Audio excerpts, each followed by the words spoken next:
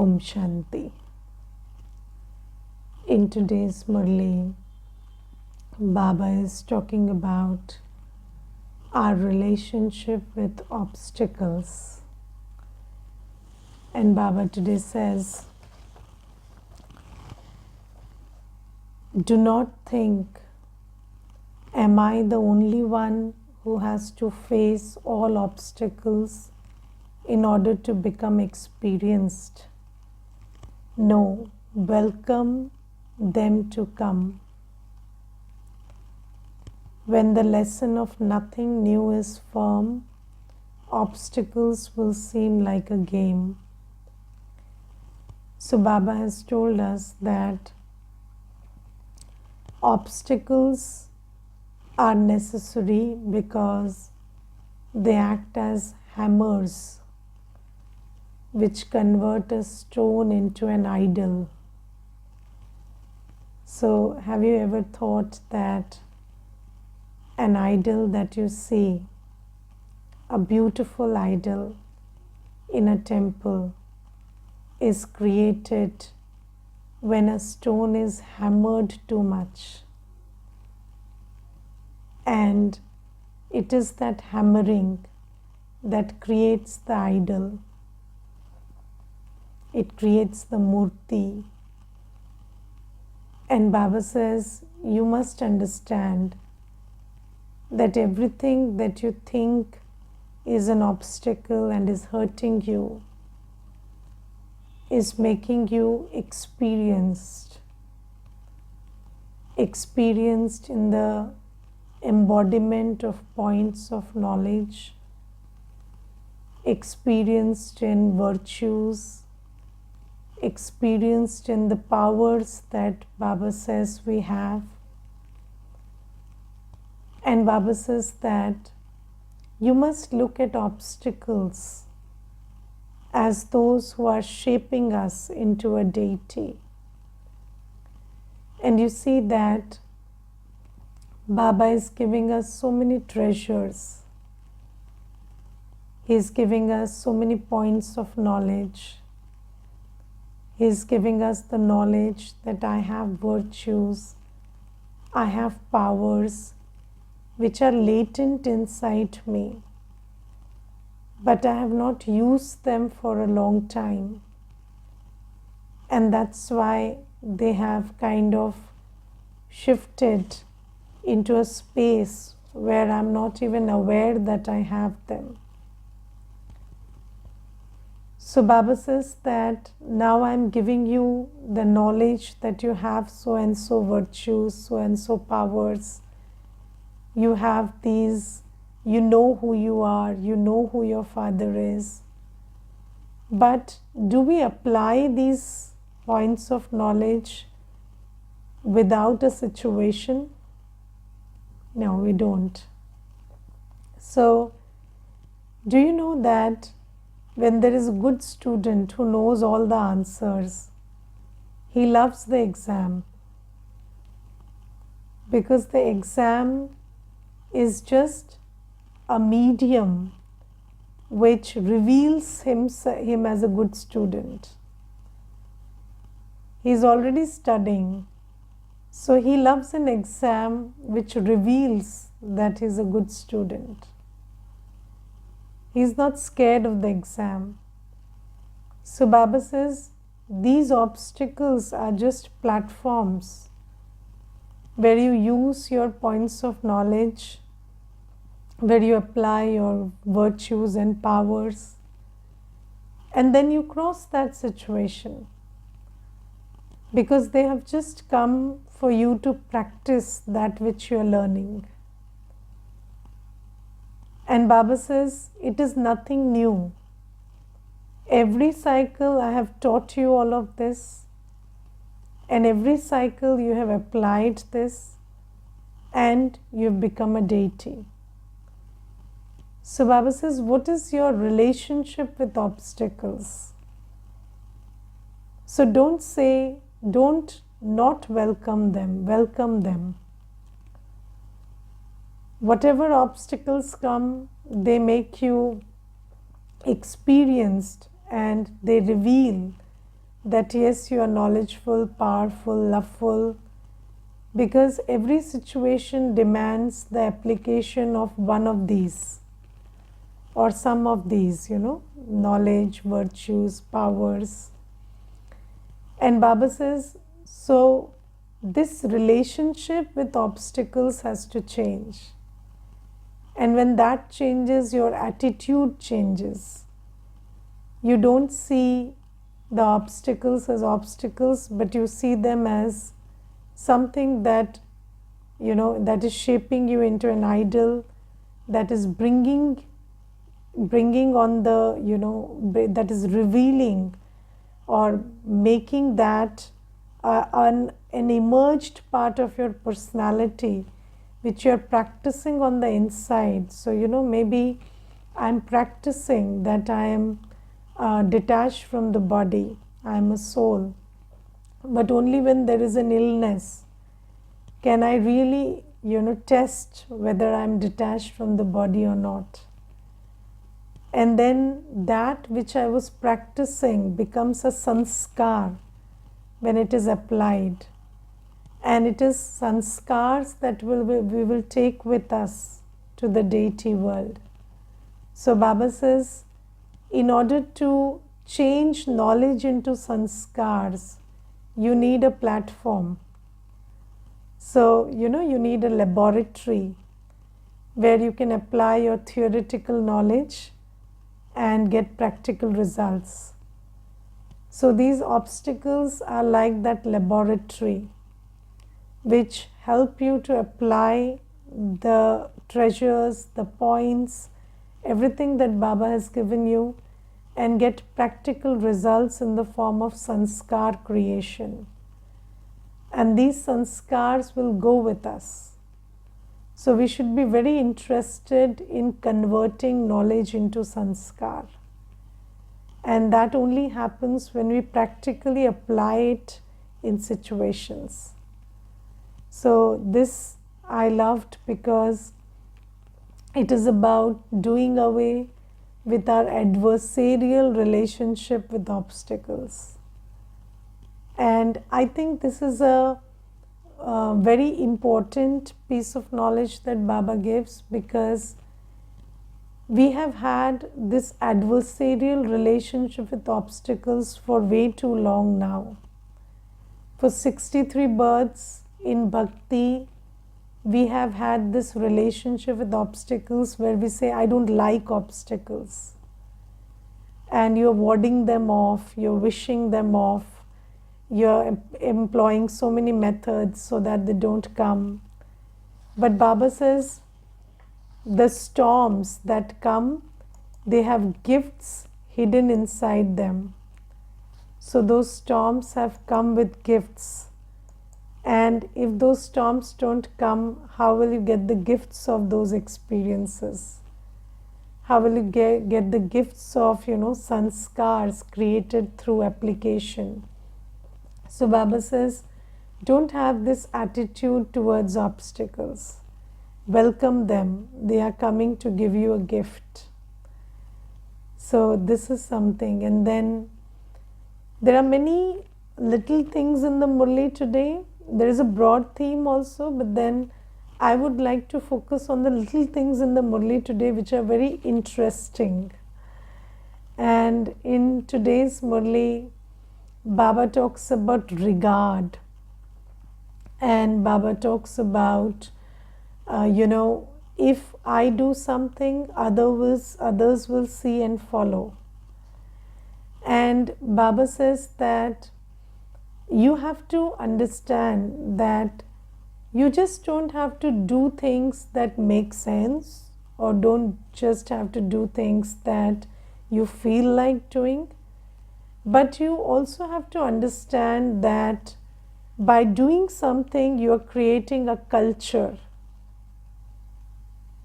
So, whatever you do, people are copying it and doing the same.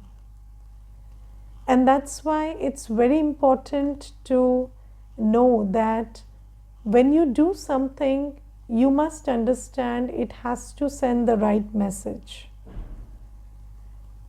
And I will tell you something. When I came into Gyan, I did not have this awareness that people do not have a lot of power of discernment. They don't understand that their context and your context is different. So you have to do things which set a good example also. Maybe you have a very good reason for doing something which doesn't look good on the outside. But then when other people see it, they don't understand the context in which you did it. They only see what you did and they do the same. So this is why I have to pay a lot of attention to the fact that when I'm doing something, I'm setting an example. And I will tell you one thing. So there was this episode in the Yagya where somebody asked Prakashmani Dadiji that, Dadiji, why do you give drishti to the food when you eat it? Because I'm sure with all this tapasya that you have done over so many years, the soul is so powerful that even if you ate something which was not energized food, you have the power to overcome its impurity and your body will be able to discard the impurity and only take the purity. So why do you have to take so much caution about food?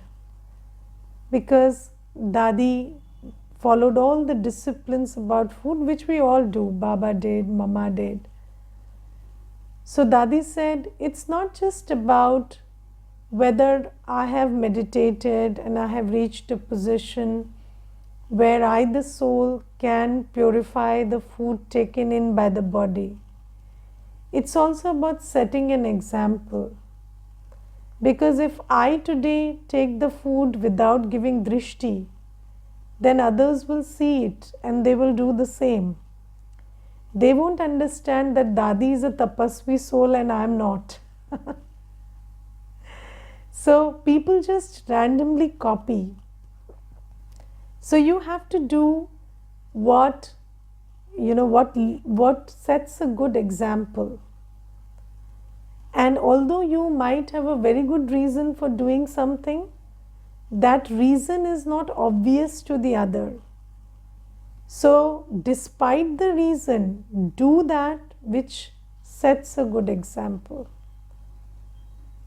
So Baba gives this teaching and I have seen, this is a very important thing to practice, because in a family setting, it is said that, the father says that don't do as I say, do as I do. Don't do as I do as I say. But the child does as he does, not as he says. And have you seen that with words we teach children that respect everybody? But if in a family setting also the husband and wife don't show mutual regard to each other, then the children also learn to be disrespectful. And it is very important that we uphold this virtue of having regard for everybody, talking respectfully, looking at their strengths, appreciating them for what they have done, or at least understanding that everybody is making an effort, is very, very important. Because if we don't have regard amongst ourselves, then how will we create a culture in Satyug where there is mutual regard and respect? So Baba says, and Baba today very clearly mentions, everybody has weaknesses. Nobody has become perfect. But even with those weaknesses, we have to create a culture of regard. If I say that you are not perfect, so you don't deserve my regard, then how will I create the sanskar within myself and the sanskriti of regard which I have to take in Satyug? So Baba says it is important that you practice giving mutual regard. And Baba not only teaches it, Baba does it. And Brahma Baba himself, he says that today Baba is giving the example of Jagdish Bhai Sahib, and Baba says that child is even, more knowledgeful than me and Mama. Now, we all know that Baba and Mama are the number one beads in the rosary. So there is nobody better than them. But Baba sets this example by praising Jagdish Bhai Sahib, because Baba understands that if I don't give regard, then how will I teach children how to give regard to others? So Baba not only teaches to give regard, but he does it and sets an example. So it's very important that we do things that set the right example. I will tell you one very important, very interesting and very fun incident. So there is this sister in the center, and she's some 80 years old, more than 80. And then, one day she was teaching in the class, and Baba's teachings, of course, she was sharing that everybody should do their work and everybody should, do their own seva and not take seva from anybody. And then there was this little child, and he said, "But I have always seen you only sitting. I have not seen you doing anything." So you see, she's a 80 plus aged Didi, and that's a little child, and she has done so much in her lifetime. But when the child is hearing it, he doesn't have the discernment to understand that, she has done enough. So he is seeing that she's not doing anything. She's just sitting and giving lectures, and then, she's asking everybody to do their own work. So then, that Didi, she immediately got up, took her cup and took it to the sink and washed it. And then she was telling me, "You see, he has never seen me do anything, so he's right." So how can I? So, it's not his fault. We did everything in our time, but he didn't see. So he is pointing that out. But this is an example of a little child. But in every case, this happens because people are so full of their own ego that you don't have the discernment to appreciate that the context of the person who is speaking something and my context is different. You start comparing that, you are saying this but doing this, but I'm not you, that you don't understand. So this is why Baba says, even when parents are speaking something and doing something else, maybe there's a very good reason for that, and maybe they are very good in their reasoning for arriving at that behavior, but the child doesn't understand. The child only copies. So everybody is just copying. So we have to pay attention that whatever I am doing, is it emulable or not? Is it okay if somebody copies it? Am I setting a good example in action?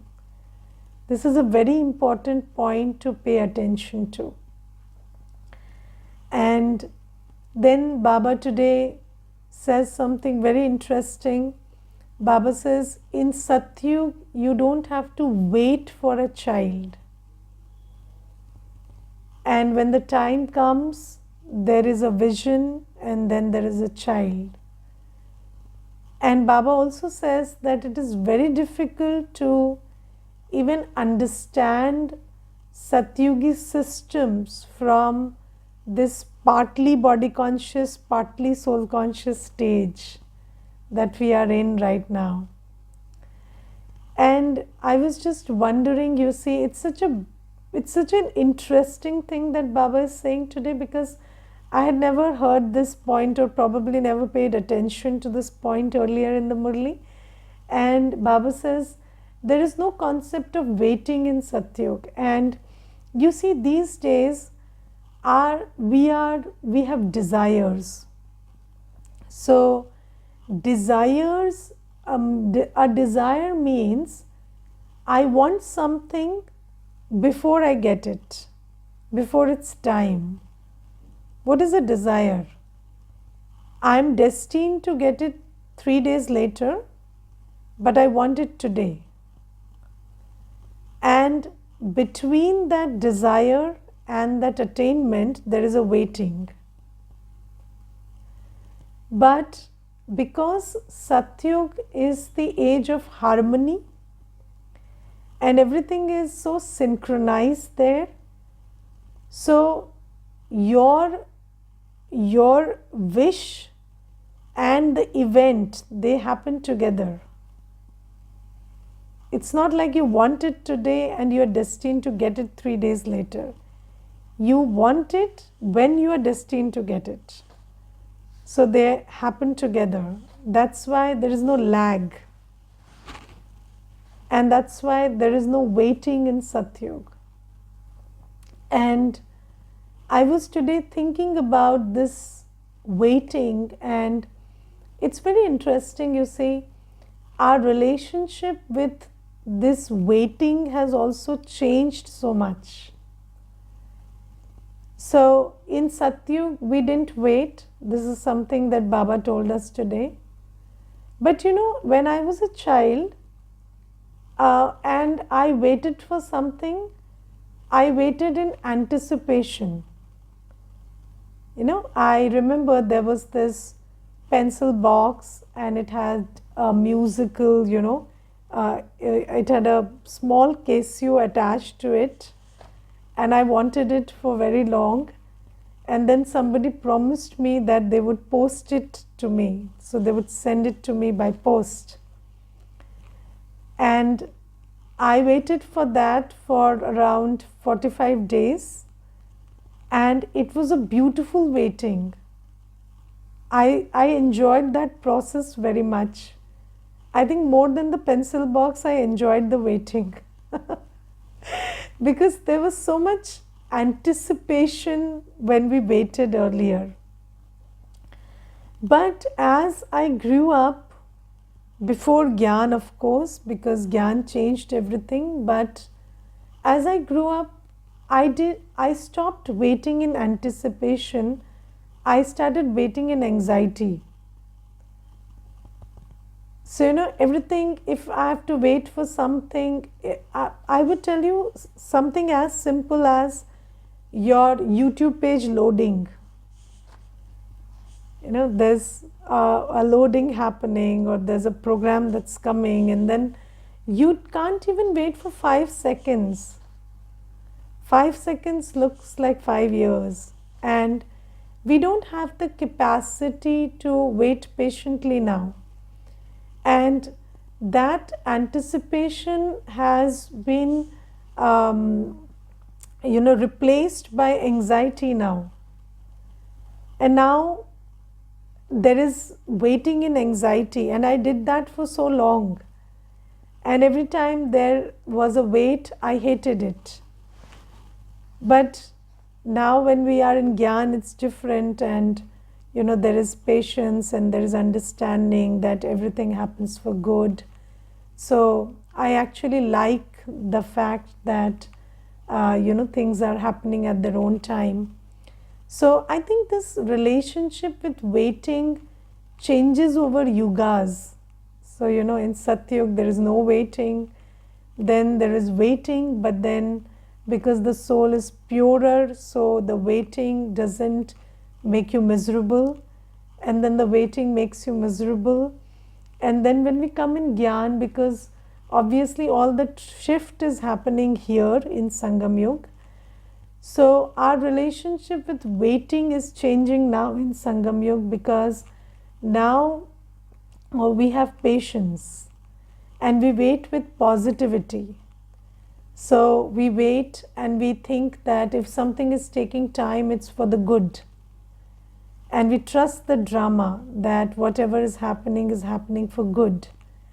And I remember that I was once waiting for a cab, and that cab was not arriving, and it had taken 5 different wrong turns, and it had ended up somewhere else, and I was downstairs and I was just waiting for the cab and giving him directions over phone. And then with knowledge, this shift had happened that I was absolutely happy about the waiting. I didn't mind it, and I felt that maybe this has a reason. And then there was this lady who came 5 minutes later, and then she stopped and she said, I saw you from a distance, and I had been meaning to ask some questions about what you people do here and stuff, but I didn't have the courage to get up, go upstairs and just meet. So when I saw you from a distance today, I was 5 minutes away, and I thought God should keep you here so that I can talk to you today. And then she came and she had some questions and she asked me, and then she came and undertook the course. And that day I felt like, okay, so I was kept waiting for her, and then as soon as she left, the driver came and the cab reached. And so that day it was so bang on that I understood that I didn't wait. It was at the right time and everything happened in the right time, but it didn't happen as I wanted. I had planned something else. I had planned that, okay, I'll go downstairs, the cab will reach, I'll go. It was not according to what I planned, but it was so accurate and precise. And this is one of my early days experiences when I started experimenting with this waiting with positivity. And then this was one experience, very good experience that I had, and from that day onwards I had so much faith in the drama that yes, Baba says whatever is happening is good and whatever will happen will be better. So with this trust, I have reformed my relationship with waiting. And now when I have to wait, I am not anticipating, I am not anxious. I am very happy about the waiting, very positive about the result. And I understand that even the time when I am waiting, there is a reason and something is happening in that time. And Baba says, now that you shift your relationship and I give you patience, then you come into harmony, because you start respecting the drama, and you cannot be in harmony with somebody you don't respect. So because I start respecting the drama, I slowly come into harmony with it. And in Satyug, the drama doesn't make me wait. So there is so much synchronicity in the drama that the moment you think about it, it's happening. So Baba says I think this is a whole journey about waiting from Satyug to Kalyug. So journey about a relationship with waiting from Satyug to Kalyug. And then today Baba says that you make a promise to me, and that I will not change even if the world changes. To Baba, we say that, Baba, even if the world changes, I will not change. I will stay, I will have the same feelings for you. So even if there are 100 obstacles, my feelings for you won't change. But Baba says, this promise is not something you do with words always.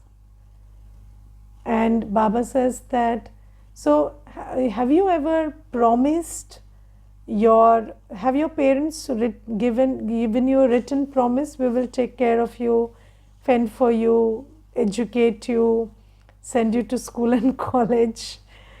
No, they don't. There is no written agreement, or there is no verbal agreement. They don't even promise with words. But when that relationship is built, the promise is understood. When you recognize the parent, when the parent recognizes the child, there is a contract which is unsaid and unwritten, and that contract prevails. That promise is there and it is upheld. The terms and conditions are adhered to. So Baba says here also, when you recognize me as I am, who I am, and when you come to that experience of the relationship you have with me, then automatically, this commitment is understood.